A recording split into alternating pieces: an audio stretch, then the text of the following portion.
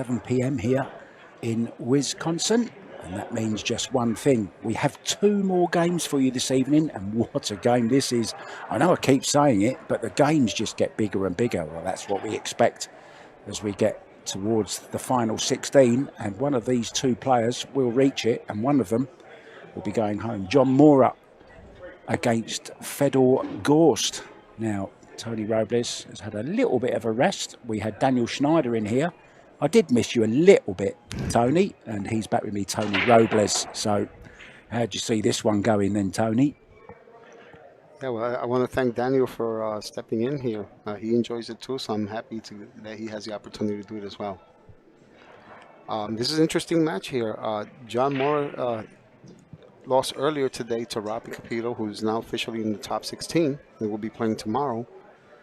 So I know he knows he's 1 match away. Isn't it interesting how he plays left-handed and he breaks right-handed, because he used to be a full-time right-handed player. Yeah, I converted him over to a lefty. Because of an injury. Yeah. It wasn't me that caused the injury, I want to hasten to it. So he's made a couple of balls there, look, and he's got a nice shot on the 1 ball as well. And there you see him having to put the glove on now, because he takes it off, of course, to break. So John Morra now residing in Las Vegas. I didn't know that. Yeah, his home club now is Griff's. It's not a bad place to call your home room, is it? Yeah, not at all. And he'll be right at home when we're there in March. Doesn't have to travel anywhere, really, right? Over here, he's just going to come off 1 rail with the 2 ball, for the 2 ball. And depending on where he lands, I guess we'll determine how he gets on the 3. Yeah, any sort of an angle will be okay, and he's left himself the perfect angle. Can basically go anywhere he wants, Tony, with this now. Yeah, I mean, if the 3 goes in the bottom right, then he's going to draw. I mean, the bottom left, he's going to draw. If not, then I can see him trying to go in between the 6 and the 9 with follow. Unless he's trying to come dead straight across. I think and that could be dangerous, because you can scratch on the opposite side. So you have to hit it absolutely perfect if he chooses to go that route. So I think that's what he was trying to do. Yeah, he was trying to go in between the 9 and the side pocket. He's going to have to call the bank here, I think, because he certainly can't cut it down the rail. It's a guaranteed scratch, isn't it? I think he can see it full enough to shoot a stop shot, right? Yeah. He's called the bank just in case. It's a just in case. I think he'll be drawing the cue ball down behind the 7 and 9. Well, not too much, because if he makes the bank, he wants to be able to see the 4, right? No, it's a clever little shot, isn't it? Played that very nicely. I like that. Sure did. So, for those of you just joining us, we are playing 2 races to 4. The game is 10 ball. It's cool shot, of course.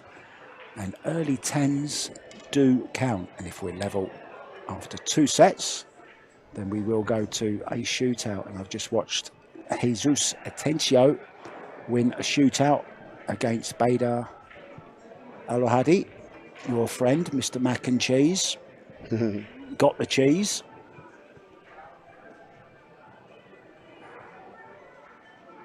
And Bader now, he's in another match already. The game's coming thick and fast now, as we see Fedor, arguably the best jumper in the world. Well, that didn't go according to plan. Needs a bit of luck here. Wow. Oh, and has he got it? Holds the hand up. Well, he's got to call the 10 here, just in case. Yeah, it's called the 10. And we talk about hard workers such as Fedor Gorst, Shane Van Bonen, Darren Appleton. John Morra is a very hard worker as well. Oh, yeah. I mean, he's very dedicated to his craft. Yeah, it's just unbelievable what he's done to switch hands. I mean, I I can only think of one other person that comes near that, and that's Ronnie O'Sullivan, who is almost as good with his left hand as he is with his right. He's made maximum breaks with his left hand as well. Ronnie O'Sullivan once had the ambition to win the World Championship left-handed and right-handed, to be the first player ever to do it. Can you imagine?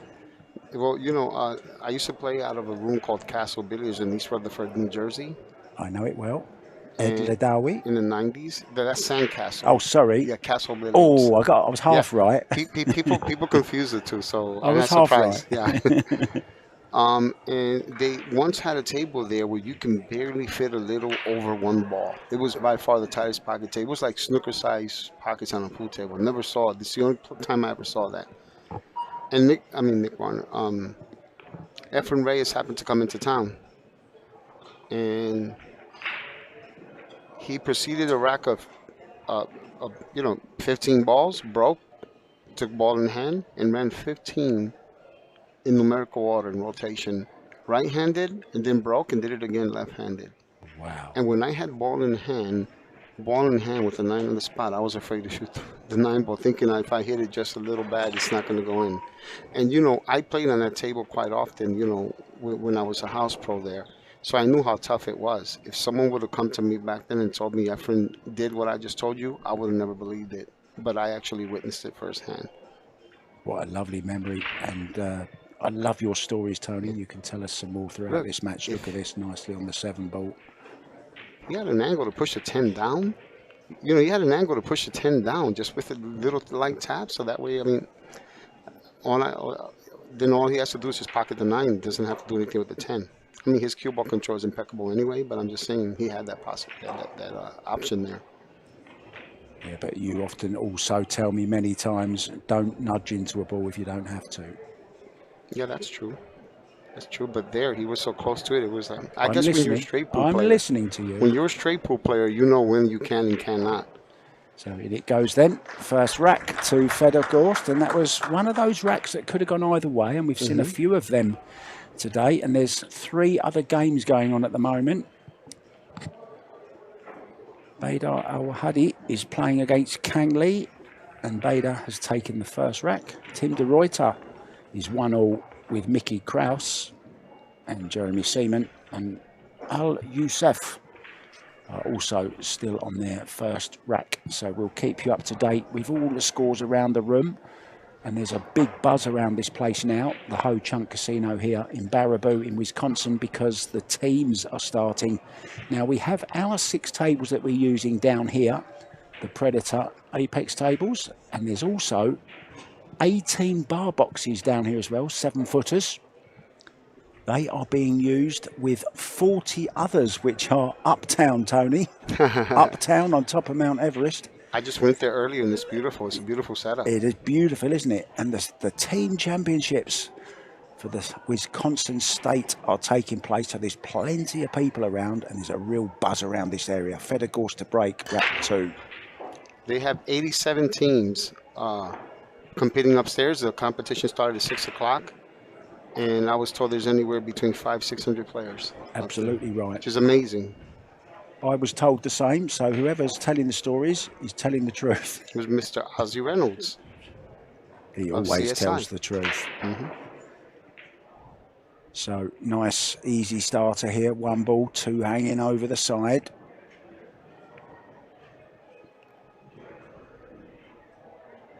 He made 3 balls on the break there, and he's been breaking very well today.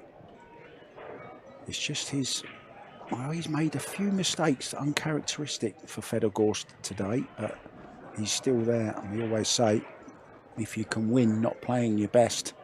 Now, will he just nudge this 7 down a little bit, or will he just hold it? What do you think I'm going to say? Don't hit a ball if you don't have to. No, I would, because you stop the cue ball there. Yeah, I think so as well. You put the 7 closer to the rail. Yeah.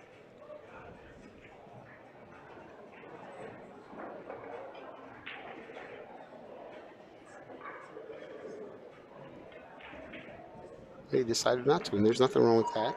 It's just that, you know, I think he might have come a little short. So I don't know if he has to play the 7 in the opposite corner pocket now because of it. Funny little story. I travelled on the plane home from Arizona with John Morra next to me and Corey Jewell in front of him. And we got back to Las Vegas airport and Johnny said, come on, let's go and have a cup of coffee. So I went and had a cup of coffee with him. Starbucks cost about $9, I think. Now I know why it's called Starbucks. $9 it was. Got to this tournament and he said, hey, you owe me a coffee. So I said, no problem. I went to the casino and got a free one. Well, now he's going to know. Yeah, but I got him two. So now he owes me one. So nicely on the 8 ball then. He hit it with a tad bit of left. Follow. Go straight toward the 9.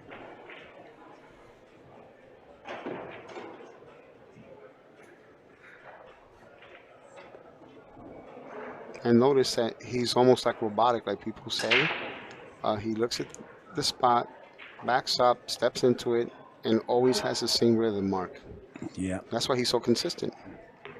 Has that nice hesitation, final backswing. If you've got something that's repeatable, you then know how to right whatever's wrong.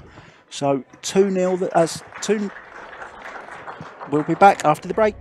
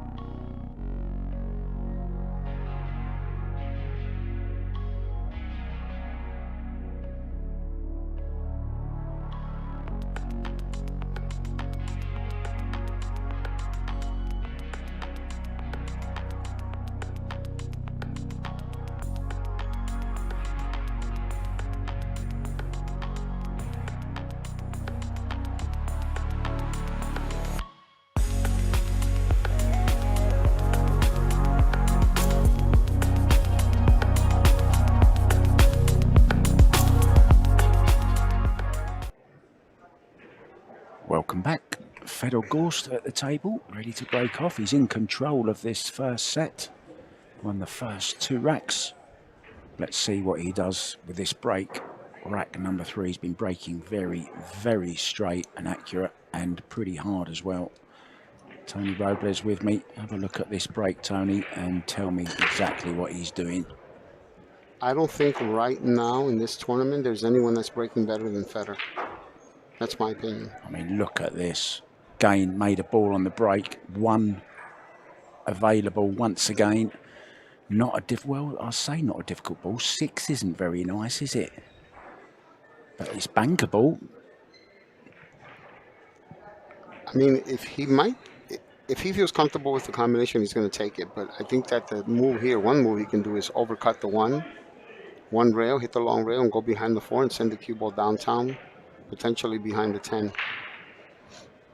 A couple of good things can happen. If he runs into the right side of the 2, the cue ball can trickle behind the 10 as well. I like playing the 1 up and down, sending the cue ball off the side rail over behind the 4. He can do that. That's definitely a shot, but that's a touchy shot. You know, he has to hit it perfect. The other one, he just hits a 1 and leaves it in the top rail, and boom, it comes straight down the table. Yeah, that's what he's playing. Or is he playing? Has he called anything? No, he hasn't. He's playing it thin, look. He was trying to hit it maybe a little thinner. I mean, he had the 5 as a cushion there, but He definitely wanted to bring the cube on the other side of the 10. Yeah, he's hit that too thick, hasn't he? Well, this is bankable, you know, I think, and he's a good banker, John Morra. I'm not saying he's going to take it on because of where the 2 is, of course. Will he consider kicking it from behind 2 rails? I would, especially if the 4 is on. Absolutely. Yeah. You know, the question is it a throw shot? Is it lined up straight to the pocket? You know, if he needs to hit the right side of the 1, then he has to go 2 rails to hit the right side of the 1. If he has to hit the left side of the 1, he just goes straight to it there. But if he has to hit it dead on, he's going to have to come off the cushion and, you know, try to make sure that all 3 balls are lined up in a straight line by the time he makes contact. You know? He's called it because I think he's called it. There you go. See, so he had to hit the right side. Yeah. Still didn't go in, though. Still didn't go in. And look at the 1 ball. The 1 ball. Mind out the way, John. We can't see. Oh, he's left it. And the last thing you want to do against Fedor Gorst is leave him an easy starter.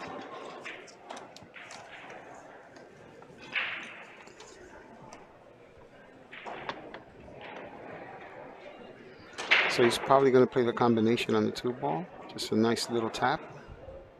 Hit it full enough to... Yeah, he caught that a little bit thick, that 1 ball, didn't he? He just called the 8 ball, of course. No big deal. He didn't want to risk losing control of the cue ball had he hit it thinner, so he was trying to hit it on the thick side.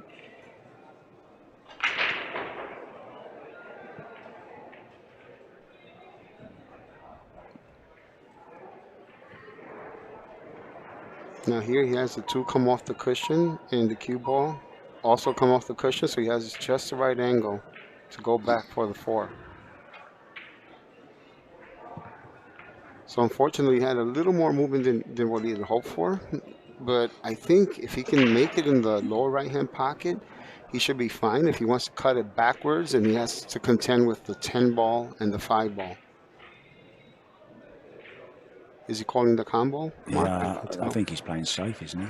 Or is he called the combo? Maybe he's going to draw behind the 5. Yeah, he's just playing safe. Wise decision there. Yeah. Nice, and that's what you want to do in a short race. You can't shoot a combo like that. No matter how good you are, you're not guaranteed to make it from that angle every single time. I always tell people, if you can make the safe 1,000 out of 1,000, the combo 1 out of every 10, you have to go for the safe, right? I wonder if he called the 4 here. I'm still waiting for your book of sayings to come out because I'll be the first to buy it.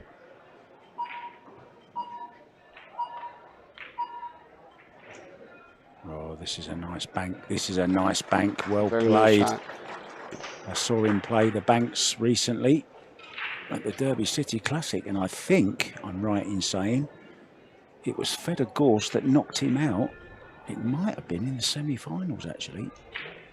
I'm not quite sure, but I'm pretty sure it was him who beat him. Wonder if he's going to try to play a billiard on the 9 if it's on, or if he's going to shoot a bank on the 6 ball.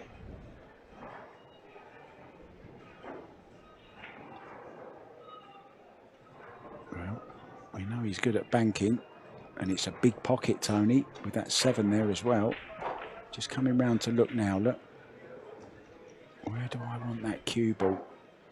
Just to draw it back somewhere in line with the 7, I'm guessing. If he leaves it, if he's going high. I guess he wants to shoot the cut shot.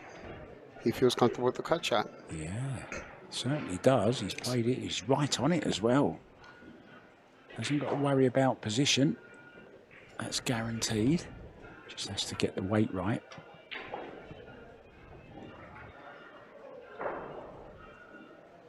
Just goes 2 cushions here to end up with enough of an angle. Oh, he's overcut that. Yeah. He's overcut it. Wow, you can't make mistakes like that against the Gorst.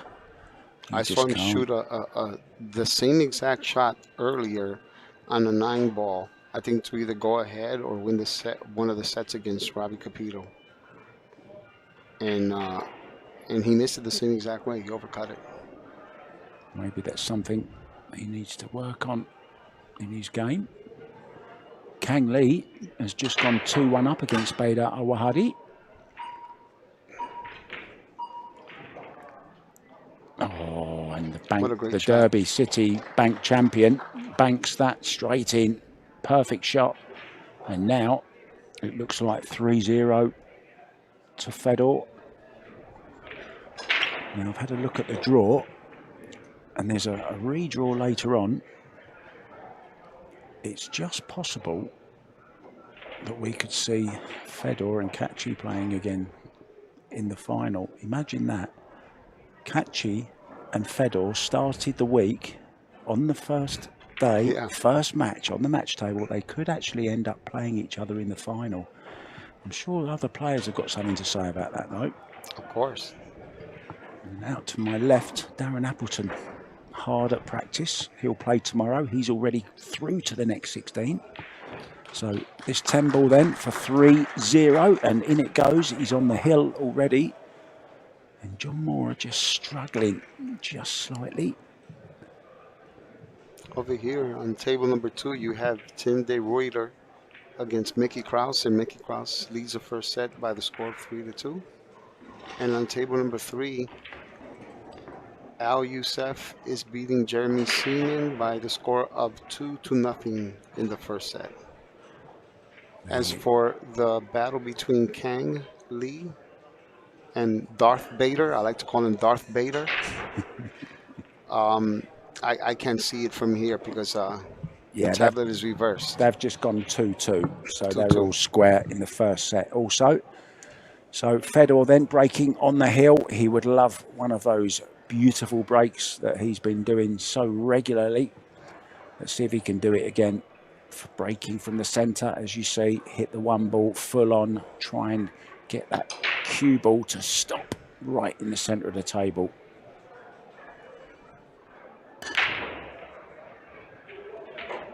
And when I say he's breaking better than anyone in the tournament, I don't mean just hitting it hard. He really controls that ball well. He's made 4 balls there. He's consistently pocketing balls, and it's normally more than 1.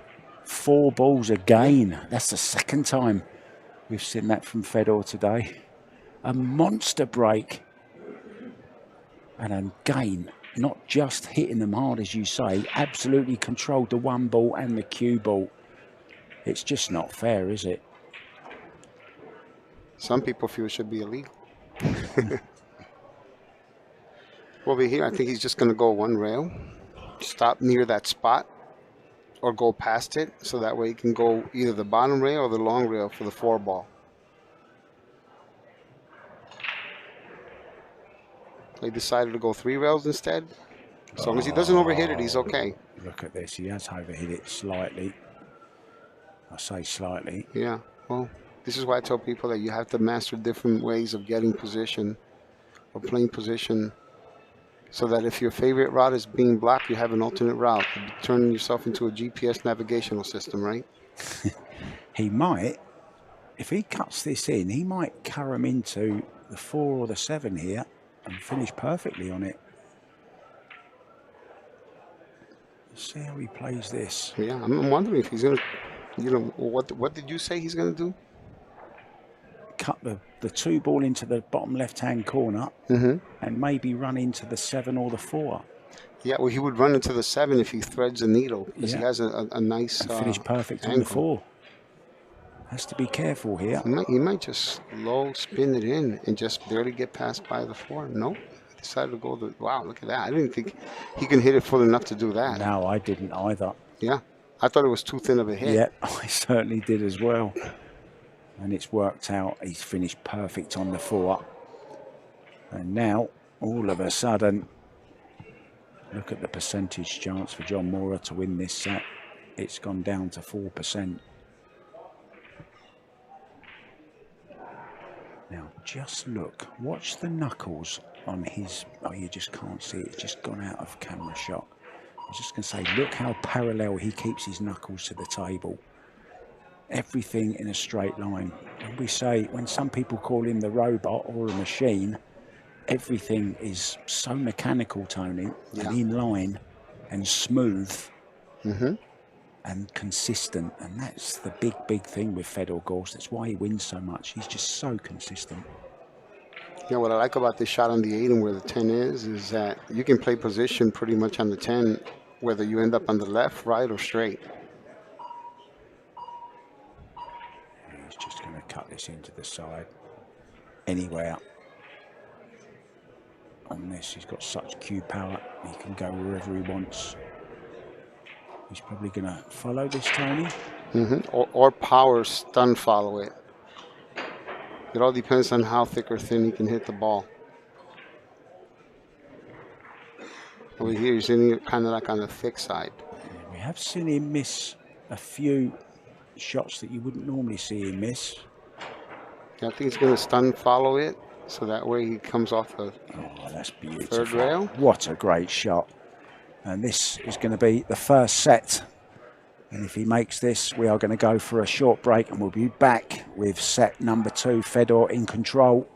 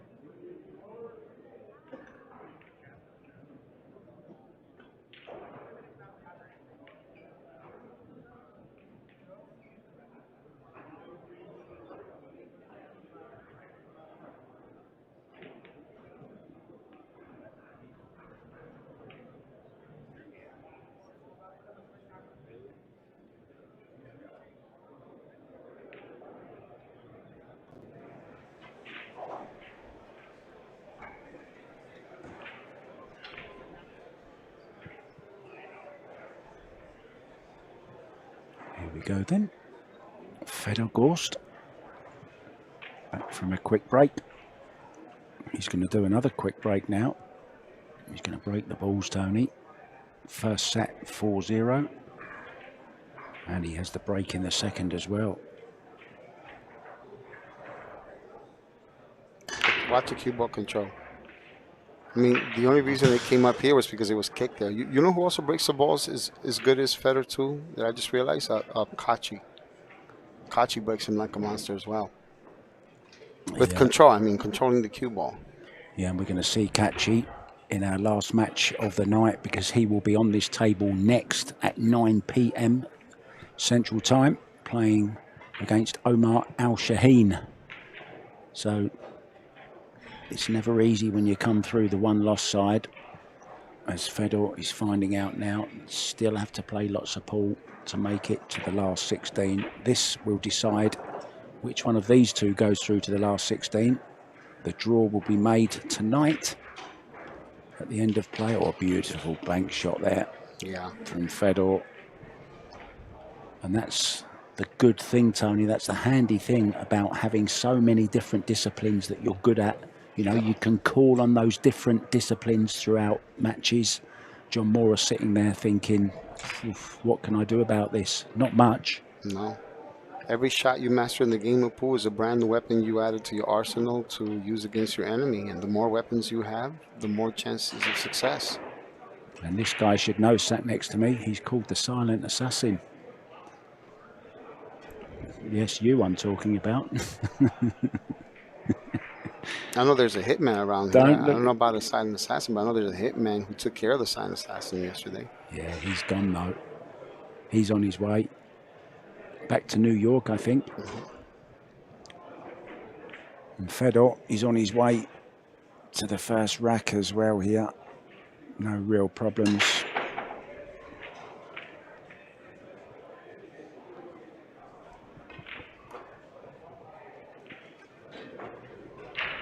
Tim de Ruyter and Mickey Kraus are heel-heel in the first set. Just bringing you some updates. Al Youssef is 2-1 against Jeremy Seaman. And Al Wahadi is 3-2 over Kang Lee.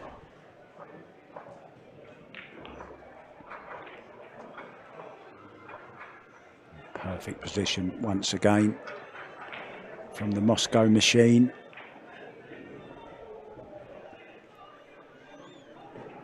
Yeah, you should have seen the ridiculous 8 or 9 ball that Mickey Kraus made last rack to go heel-heel. He could have played it safe, and you know he would have been able to, he would have let him see the ball. He might have had like a long bank, but he decided to choose a tough shot, and that's why they're heel-heel now. I think he overhit that one a little more than what he wanted to. Not that he's not good here, but he might have to go uptown and then back downtown.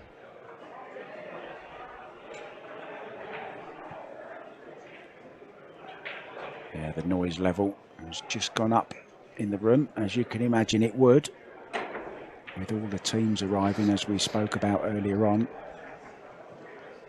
Really is a buzz around this place. It's great. Balls being broken all over the shop. Here's a chance to look at Fedor's knuckles. Look how straight they seem. And then he lets go of the cue slightly. Yep, up and down. Grips it on the way through. Nice little bit of English as well. You saw on the cue ball there, Tony, a little bit of right hand just to twist it over towards the 8. Beautiful shot. Finished dead straight on this, and that's just where he wanted to be. Stop the cue ball for the 10. And it's looking like 1-0. Totally in control, and all John Morra can do is look on and admire the master, the machine, the man from Moscow. And in it goes. And he really is looking deadly. Now, I will say, he's looked like this in patches throughout this tournament, but he hasn't been as convincing as he was in Arizona and also at the Derby City. You know, he's had a few ups and downs. He had one down in Arizona where he told me afterwards that he'd never played that bad, and he meant never, not even when he was a youngster. like 11, 12-year-olds playing. But he That's only had one game. That's pretty strong. It is pretty strong, isn't it? Yeah. So just a quick word about our other sponsors. Kamui, of course, makers of great tips and other great equipment, gloves and all that kind of good stuff. And Alpha Coin, one of our big sponsors. And they're also going to be sponsoring the women's event in Las Vegas. It's going to be 64 women, I've heard, all battling it out, along with the Carom players, the World 10 Ball, and of course the US Pro Billiard Series Las Vegas Open. So all good stuff happening for Paul at the moment. Good stuff happening for Feder Gorst. And Sabrits.com too. And yep. You've got to forgive my age a little bit. I sometimes forget. Well, I'll tell you that. He mishit that one a little bit, and that's the result he got. And despite the fact that he mishit it, 7 out of the 10 balls went uptown. It almost looks like he broke from the opposite side, right? Yeah. I want to say hi to Christina and also to Mama Gorst, who always watches Federer's matches. Yeah, Christina, let us know when you're coming back to the US. I miss commentating with you. No offense, Tony. Hey, I don't blame you. She's a little bit prettier than you. I'm not going to hear me argue there. It's going to go for the jump cue here.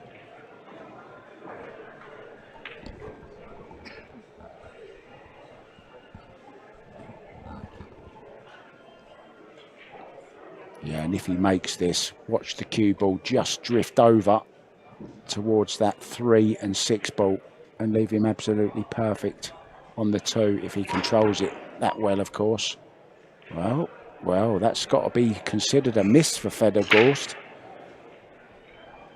Now, although the 1 ball doesn't go, I think he's going to play the combo here. Now, this is the first chance John Morra's had for quite a few racks now, Tony, and he's going to be feeling pretty stiff. Needs to get that on going.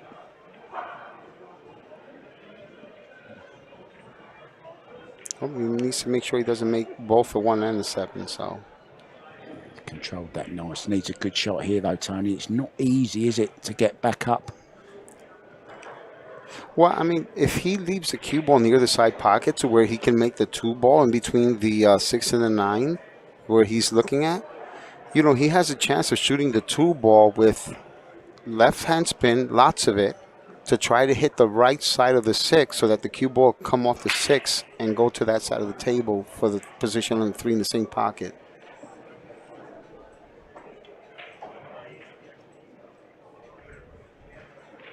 Because either way, he has to go between either the 6 and the 9 or the 3 and the 9. I mean, 3 and the 6. Now then, I think he might have overhit this. I don't think so. I think he can see it. Let me see. And even if he did, I think he can hit the 2 dead straight. Yeah, if he can hit a dead square, he can stop the cue ball behind the 9. Yeah, I don't think he's got the shot, though, to pot it. I really don't think he has.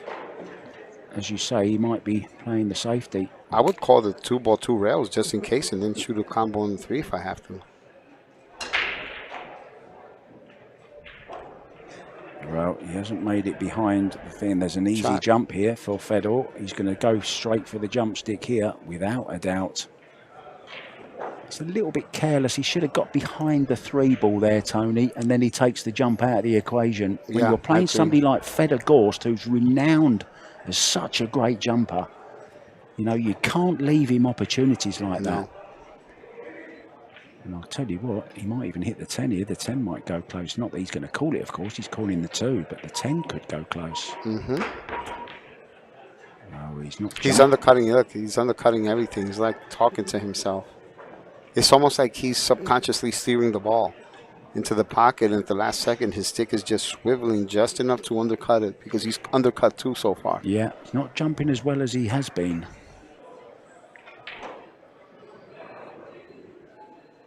And for this, you know, in this case, the safety shot that he shot on the 2, John did, served him well because it opened up the opportunity now. Yeah. Of question is, does the 5 go in the side, or does he have to play position for the 5 in the corner? Needs to make that decision now, so that way he figures out where to leave the cue ball. Yeah, I think he's going to have to play it into one of the corners because of the position of the 6 ball, Tony. He can't play the 5 with any pace, I don't think, so he's going to have to play it in the corner. And he needs an angle on it so he can come across the face of the 9 and leave the 6 into the top right. Well, if the 5 did go in the side, he would want to lead the cue ball on the rail in order to make it easier for him to have a natural angle coming off the 5. Well, I don't know if that's what he wanted to do. No, he hasn't gone far enough, I don't think. You know, the good thing about this is if he decides to shoot it in the corner and goes past the side with a lot of inside, should he miss the 5 ball, he has the 6 and the 9 as potential blockers, since he has to lead the cube on that side of the table anyway. This is a big shot. In the grand scheme of things, this is a huge shot now. That's not going to go. It's not going to go. And he didn't get the block up quite either. Now, there's an easy safety here. There's no pot on. Question is, do you try and leave distance and get the cue ball down by the 10, or do you just take it, just take the 5 ball, or even take the white behind the 6 and the 9? He's going to hit it. You know what? No, actually, he wanted to go behind the 6. Well, it's leaked out, and there's a bank on here, so that's a mistake from Fedor. And when Fedor makes a mistake, you need to take advantage of it. Yeah, because you won't see him do that too often. Yeah. This looks like this bank. It looks like this bank is on. Yeah. All he has to do is just hit it dead straight, stop the cue ball there. And he called it. Perfect. Now then, he has to try and hold this though for the 8 ball. Play it with inside, a little bit of right hand maybe, just to tease the cue ball over to the right hand side of the table. Or is he going up and down? No, he could hold it. No, he used backhand spin for that one. You know, he aimed it dead center to the straight center of the pocket and then just swiveled the cue to the right. The last, a lot of players shoot that shot that way.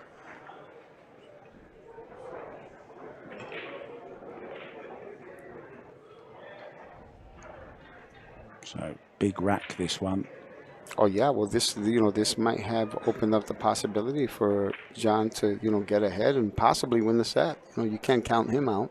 You didn't get this far in the tournament by accident. He's gonna go 2 rails here, right towards that 10 ball. Yeah, that's a lovely shot. So this 10 ball, John will go and sit down, and we're going to take a very short break, and we will be back with the 3rd rack. We're 1-1.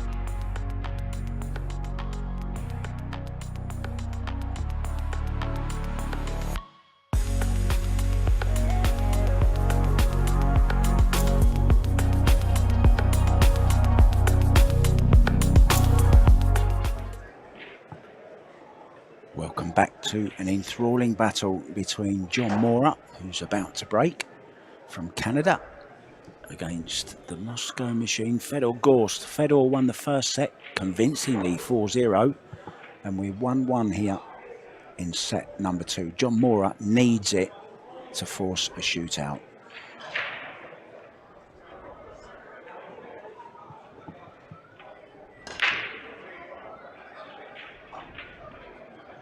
Now then, good break. 5 in the corner. 5 in the side. 9 almost in the side. Have a look around, Tony. It looks pretty good to me. How does it look like to a professional? Well, I mean, if he can hit this with inside spin and go bypass the 10, he has an excellent chance to play position for the 2 in the corner. Yeah, he should be able to do it here. I think he has a thin enough hit.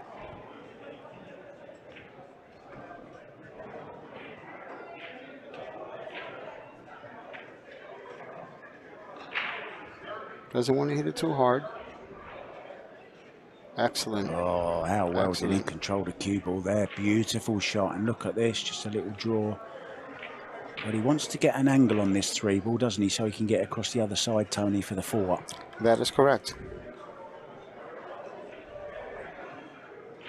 You want to draw it back about 1.5 feet, maybe 2 feet tops, diagonally. Hit it about 530. I don't think he got where he wanted to. Maybe he did, but this hit is on the thicker side. You know, he might have enough angle to go 3 rails. If he doesn't want to force it, it all depends on how he's feeling. Just a quick update. Darth Vader, as you call him, took the first set against Kang Lee, 4-3.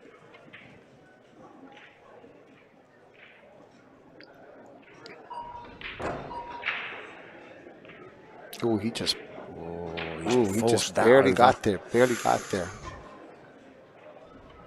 So I'm saying if you shoot that shot with follow, you don't have to hit it as hard, right? You go 3 rails, but maybe you decide not to shoot it because he probably couldn't get past the 10. You really had to force an angle there. This is a Darren Appleton shot, this one. And you know, John's another player that has some super rock solid fundamentals. Yeah. Probably play the... Well, is he going to play the 7-9 here, do you think? I don't know. I mean, he has the potential to either draw or come off the bottom rail and play the 7 in the corner.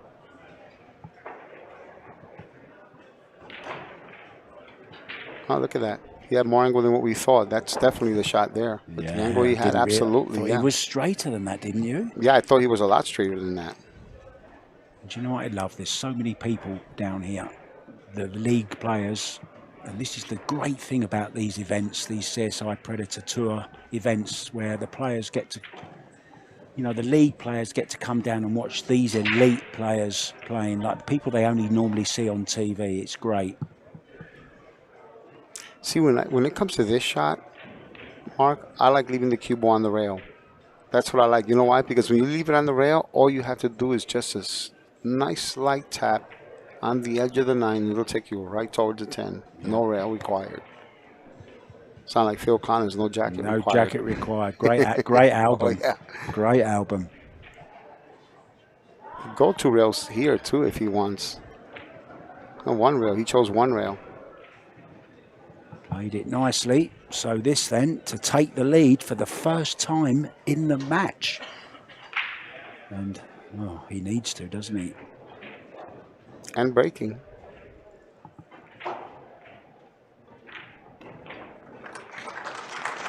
Nice out. That was a nice out. Yeah. Nice break and nice out. Gets a round of applause. So John Morra still very much in this. And some other people very much in it. Jeremy Seaman was 2-0 down against Al Youssef. And he's come back and won the first set 4-2. So Jeremy Seaman is a fighter.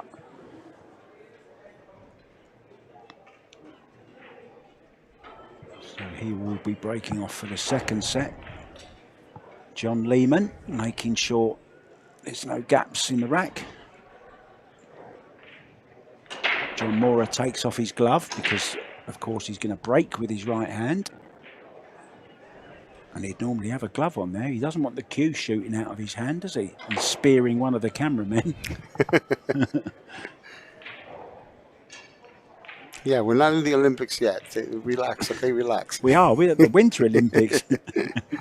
Yeah, there's but no we're javelins. We're talking about summer. Yeah, there's no javelins.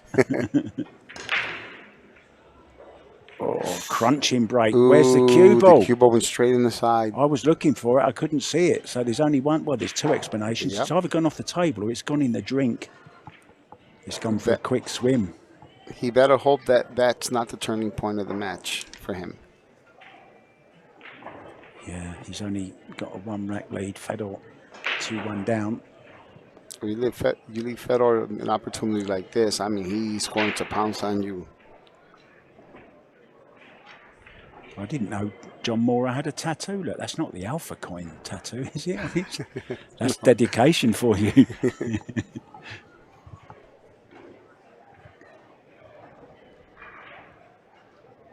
The entertainment alone that Mark White brings to these matches alone is worth the price of admission. Yeah, it's free.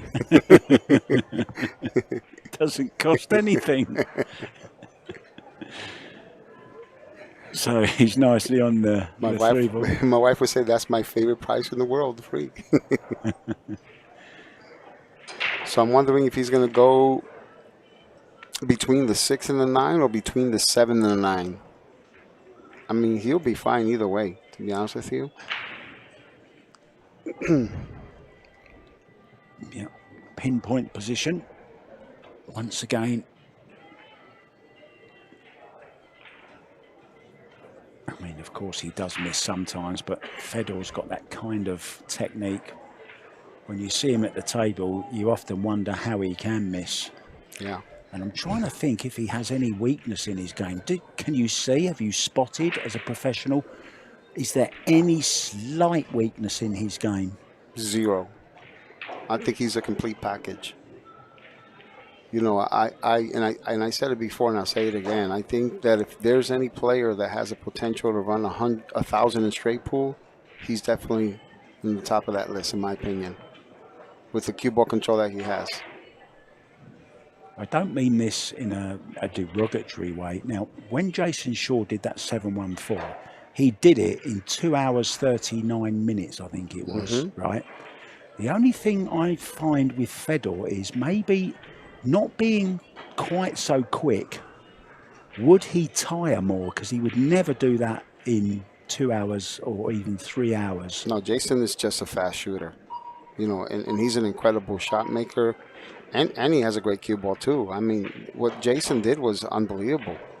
And it might not be broken for a long time. It might. But I think that what John Schmidt did was bring attention, not just attention to the game, but open up a door to make people realize that, yes, Mosconi had this record. It stood for 65 years. But in the 65 years that it stood, no one really gave it an effort quite like John did. And John proved that it can be broken if you put in the effort. Bro. So I think what he did is he inspired a generation of players. Look how perfect that cue ball is. Well, Fedor takes this 9 and the 10. Do you think John Schmidt will try to get his record back, yes or no? Absolutely. Well, I never expected an answer quite so quick as that, but I like your style, Tony, and we're all level 2-2. And getting back to that, Mark, it's not so much how fast you can do it, it's whether or not you can do it. You know, so it doesn't matter if... No, I didn't mean... No, I know that. I'm just saying meant from getting tired point of view. You know, to play for 4 hours non-stop is pretty tough. I know Jason did it in 2:39, but what I'm saying is a slower player, it will take him a lot longer to do it. Oh, yeah. Would they tire and therefore not be able to beat that record? Well, I mean, there's a difference between trying it when John did. John was in his 40s, currently in his 40s, if I'm not mistaken. Federer's, 21? You know, when you're that young, you don't get tired that easily. You know, there's a difference there. He does suffer from back problems, though. That I did not know. Yeah, he does suffer from back problems. He actually missed the Ohio Open because of back problem No, I last did year. not know that. Yeah, and I know he was seeing a chiropractor for it, and I think it's kind of why he's sort of slow getting down sometimes, not to sort of strain anything. Yeah, wow, I did not know that.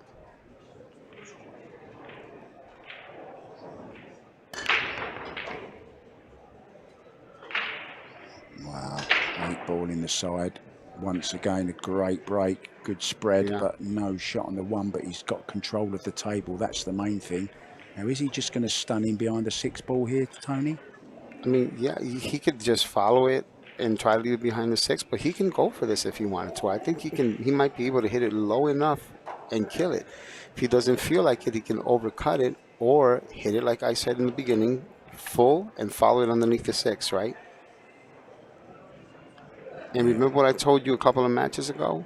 No, It didn't I matter don't that. remember what you said a couple of shots ago. Oh no, a couple of matches ago. Yeah, go on. I remember I said when it comes to playing safety like this, you either focus on the speed of the cue ball and the object ball. It's Yeah. very rare that you have a shot where you have to focus on both the speed of the cue ball and the object ball.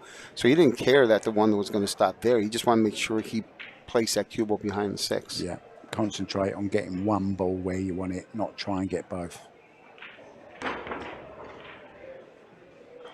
Oh, great jump shot, but no accuracy with it. Now then, is this going to bounce far enough for Fedor? I think it has, you know. And I believe, well, the 2 ball is by the 9 though, isn't it? I think he might tuck him up again here. No reward for making the 1, is there really? It's a pretty severe angle. Yeah. I'm going to go back to what Buddy Holly once told you that you told me. If you've got a guaranteed safety. Did I say Buddy Holly then or Buddy Holly? Yeah, you said Buddy Did I Holly. say oh boy. I give you credit for catching yourself. I give you credit. I was wondering. I was waiting for you to finish. And I said, wow, I didn't know Buddy Holly played pool. So look at this shot. He called it in the side pocket just in case. Beautiful shot. And that's what you call keeping control of the table. And although he had that little blip where John won the first 2 racks, Fedor has come straight back at him, and now he's not letting him off the hook, and this is not easy. No. He's gonna have to 3 or get 4 by that rounds. 9 ball. He's gonna have to get by that 9 ball to even have a chance to hit. And even then, there's a chance he might come short and run into the 5 before the 1. He might even need 4 rails here, look. Oh, Wow. he did. He hit the 4th Look, he might rail. go behind the But 6. look at the 6 ball. Is he going to get back behind it? Well, Wow, he got Fedor is rewarded. going to get the jump stick, 100%. Now then, what a shot this would be. I hope you're getting ready to get one for the show reel, because I've got a feeling he's going to absolutely smash this into the corner pocket and draw all the way back for the 2 into the side. There you go. I'm calling it. I love it.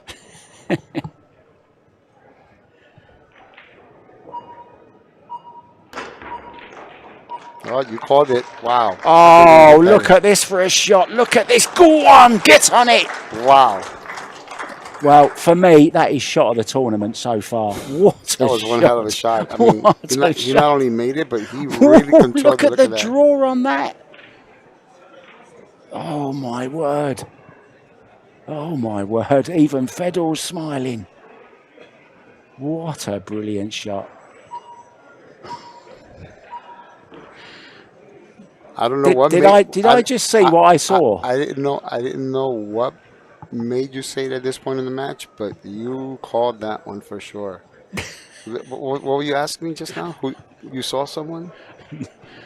I'm saying, did I just really see what I just saw? Yeah. Oh yeah. I can't wait to wake up in the morning and see that again. Can you let me know if I'm ever gonna hit the lotto? Oh dear, oh dear. Wow. I don't think anyone in the crowd can believe what they just saw either. Now, I know it's after the Lord Mayor's show now. He's got to get back down to business. It's what you said. Take a walk around, forget about that shot, and get on with the job in hand. And this is a little bit awkward because he doesn't want to flick off the edge of the 6 here, Tony. Well, yeah, I mean, he might not have a choice but to go towards that pocket and go 2 rails and play the 5 ball in the lower right-hand corner. Unless he goes between the 7 and the 9. Oh, look at this. Look at this again. Look at this. I'm running out of words to describe this young guy. There's just nothing he can't do. Do you know, I was talking to a very good friend of his, you know, Russian Alex, I call him. I don't know him by any other name. But we were talking about his one-pocket game and his bank game. And I asked him, would he ever play carom, 3-cushion? And he said if he spent a month with Ira Lee, that's all he would need. And he could play that as well. I believe it. Because he says he's a very good student of the game. It's exactly what Alex said. He's a great student. He loves to learn, and he's like a sponge. He absorbs every single piece of information, stores it, goes away, practices it, and then puts it into practice. And that's what makes this guy so dangerous. He's a great all-round player, as you say. Well, him, Christina, and I don't know if I told you this, Christina, and I are going to try to get together in Miami so that I can work with both of them in the straight pool at some point this year. Wow. So I'm really excited about the possibility. Are you trying to tell me that Fedor is definitely going for the 7-1-4 target? I mean, look at that positional shot he's just played again there. Yeah. Absolutely perfect on the 7. And this is going to put him on the hill, this 9 and the 10. This is just a masterclass. It really is.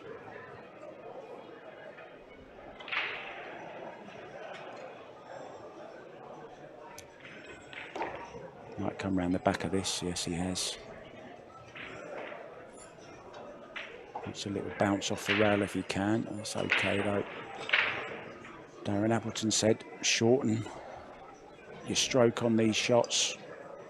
Little backswing, but still push through and keep your head still. That's the secret of playing off the rail.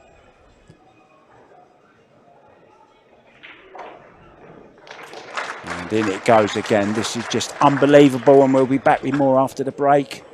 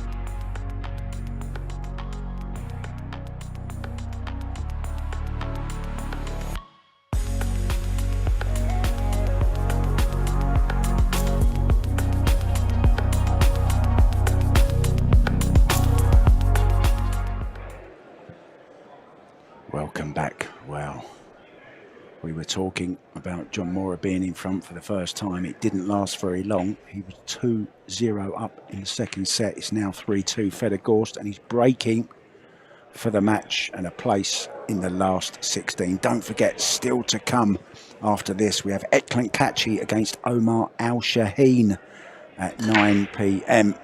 So let's have a look at this break. Has he made a ball? It's not looking good. Oh, yes, it is. 7 ball has gone in the corner. Now then. Oh, and does he have a shot on the 1? I don't think so. It's an easy save here, though, Tony. Yeah, he's going to bury him behind those balls. He's going to turn the screws now. He's not going to give John Morra a chance, is he? No. He's going to try to put him in jail with no bail and throw away the key.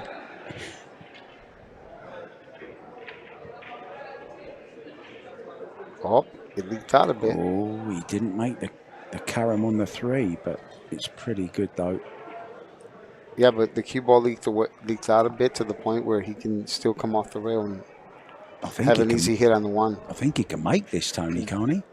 I think he can make this. Look, he's going to go for this. He's going to draw this all the way back. He's going for a Fedor special as well. He's not going to let Fedor have all the limelight. Yeah, I don't think I would do that there. Whoa, what a great effort, though. It was a great effort. But it could be his last shot because this is an easy rail first. Yeah. But can he thread the cue ball, Tony, back through up to the 2 or not? That's what he's looking at now. No, he's going to go between the 10 and the 6. That's what he's going to try to do. Go between the 10 and the 6 and between the 4 and the 9. So he's measuring how thick or thin he needs to hit in order to make sure. He has to hit it a little bit on the thicker side to make sure that the cue ball doesn't come off the 1 and the 2nd rail, the 3rd rail, and run into the 6. So if he hits it too thin coming off the 1st rail, he might run into the 6. And you don't want to hit it too thick either because you'll slow down the speed of the cue ball and potentially run into the 10. But I don't think that's going to happen. About 6 inches up from the ball is where he marked. Let's see if he hits there. See, he hit it full enough to get past that 6 ball. You see that? This is an unbelievable shot once again. Look at this. Absolutely brilliant. He can do it off the rails as well. But getting back to the Morra shot when he, elevated the cue, the 1 and the 8 were parallel. He had a shot there where he could have just soft rolled it and run into the 8. The 8 comes off the cushion and stops in front of the cue ball. I think it was a little bit of frustration, really, and trying to force something to happen. Yeah. I think he saw the chance and thought, right, I've got to try something. But this hasn't gone completely right, although I think he can just run it round off 2 rails, can't he, Tony? Out into the middle of the table for the 4. Yeah, I mean, because it's still going to be a little tricky to get on the 5, depending how he gets here, because then he might have to contend with the 10 ball. If he gets dead straight, then he can just draw straight back. Yeah, and he more or less has. I think he can draw past the 10. Look, past the 9, I mean. Yeah. I think he has the right angle to do that. He's looking at that side, so he might be straighter than what we think, Mark. Yeah, he's drawing straight back, I think, going a slightly short side. So he might not have the angle we thought that he might have had. He might be playing the 5 ball in the top left-hand corner. You see that? It's going to go right in between. Oh, don't draw enough. Wow. Ooh. He hit the ball fuller than what he wanted. He wanted to cut it a little more than that. Yeah. I played it into the wrong side of the pocket, didn't he? So it's not all over yet. Just when you think it is, there's a chance now, John Morra, to go heel, and he's got the break. That's right. And then all of a sudden, we're in a shootout. Wow. And it's already really crowded here. I mean, the fact that we had so many players, we have 87 teams, over 500-600 amateurs fly in here. This place is packed.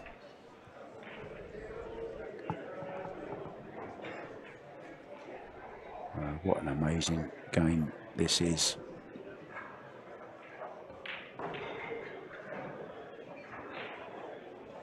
This isn't your boring races to 100. This is, oh, he's gone a little bit funny here.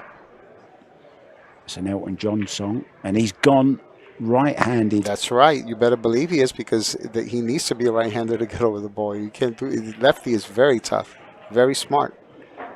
And there you go. Don't draw enough. He's okay. Great shot, John Morra.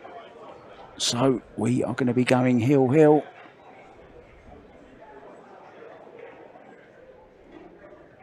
Wow.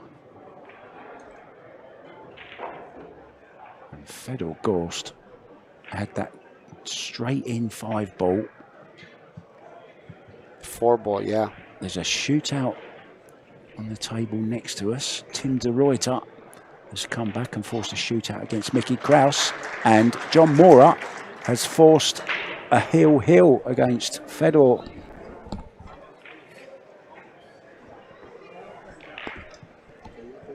Wow. Unbelievable scenes here.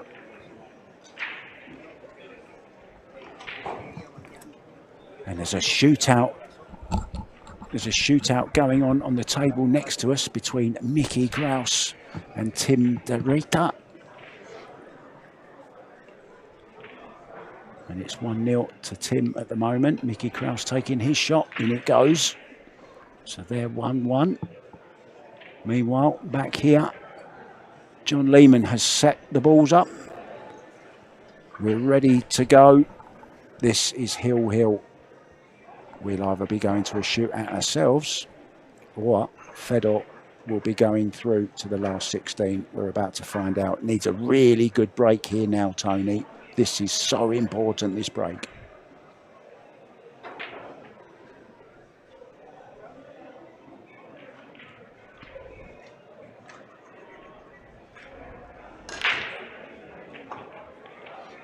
Oh, he's got kicked twice. I thought the cue ball was going to go in the corner, and then it was almost going in the side. Now, has he got a shot? He has, hasn't he? He can definitely see the 2 ball. He can see the 2. And you know what? You have to go for this, Mark. He's got to go for it. You have to go for this. And this is his kind of shot, isn't it? Down the rail. He's good at these. Wow, what a turnaround. I tell you what, Tony, you could not write this script, could you? No.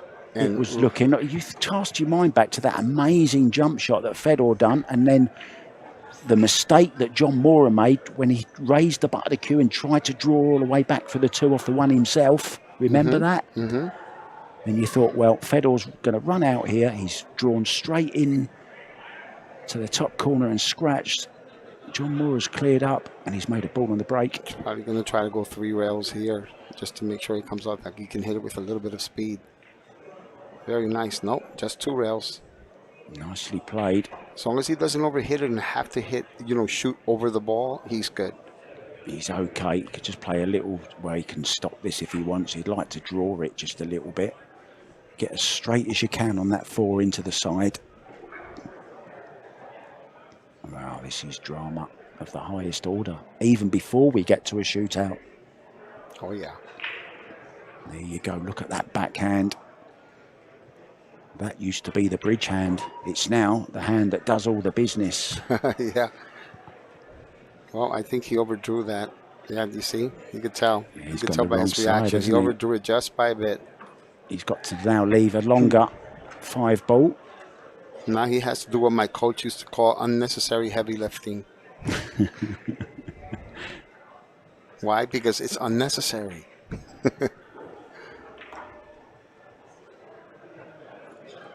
And that's what you want to do, Mark. You want to keep it as simple as possible, But the fact that he wasn't able to place the cue ball exactly where he wanted to for the 5, like closer, so that way he can get a better angle on the 8. Yeah, doesn't want to go into the 8 here.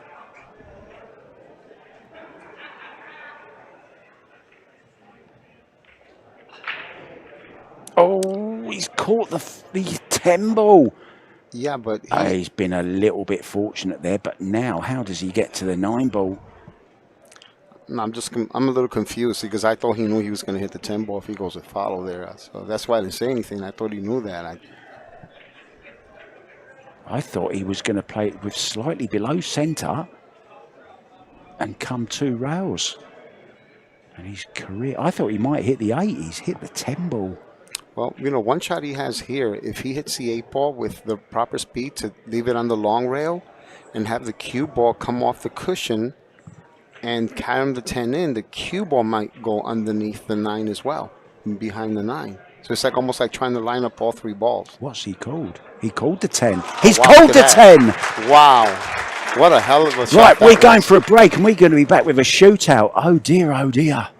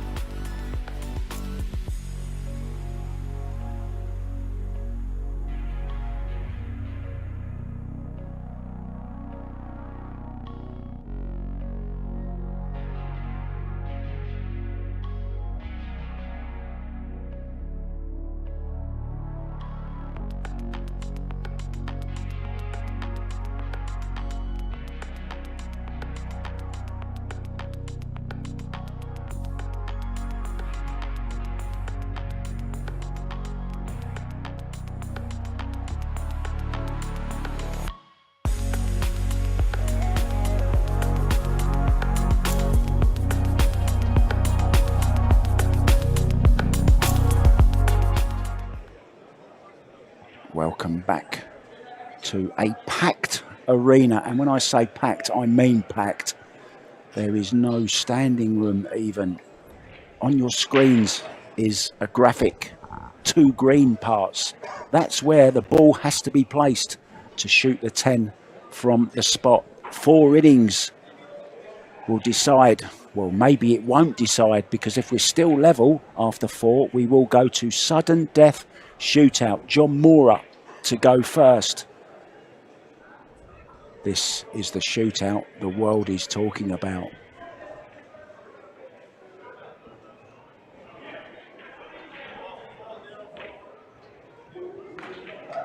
Ooh.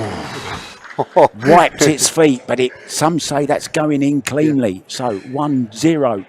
You should have seen the face he made. He made it, but he was not happy how he hit it. So, and it's good because you have to be hard on yourself, you know.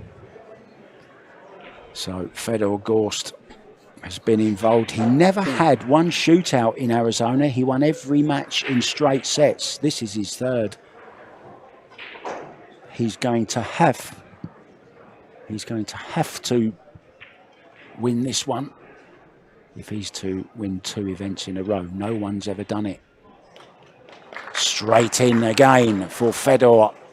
We are 1-1. John Lehman waiting for that ball to stop. And now we swap sides. We go back over to the other side. And you see John Lehman just spotting the 10 ball. The white part of the 10 up and down. So they're aiming at a spherical blue circle, Tony. So John Morra then. Almost looks like Saturn, right? And Torsten Holman is in front of us by the booth, filming this. It really does capture everyone's imagination. Oh, and John Morra's missed it. Ooh. And this is a chance then for Fedor to go ahead in the shootout. He's talking to himself. He's fought so hard to get back into this match though, Tony. He sure has. He's real blood and guts, this guy. Never, ever gives up. And I'm not even going to go to any of the outside tables. Well, I can't see them because we're surrounded by people. Here we go.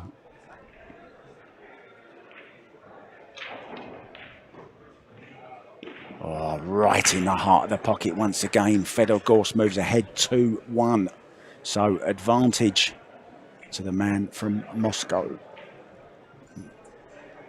John Lehman places the ball on the side where it has to be shot. Anywhere between those 2 corner diamonds. Moves it up. There you go. Up to the 2nd diamond. And 1 across. That is the area. Now you feel John Morra has to make this one.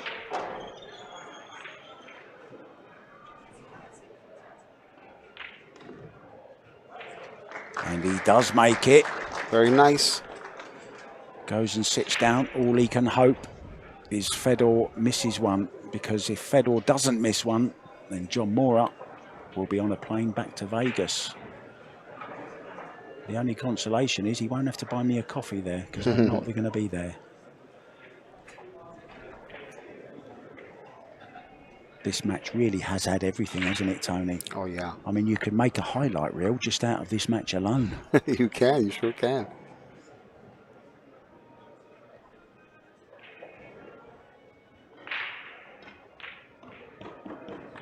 Oh, great shot once again. Plays it firmly. So it's quite simple. The math is this. If Morra doesn't make this, it's over. Mm-hmm. If he does, then Fedor has to make his to win it. If not, we go in sudden death. And we've still got another match to come, don't forget. Omar Al-Shaheen will be up next against Eklent Kachi. And that's going to be a cracker as well.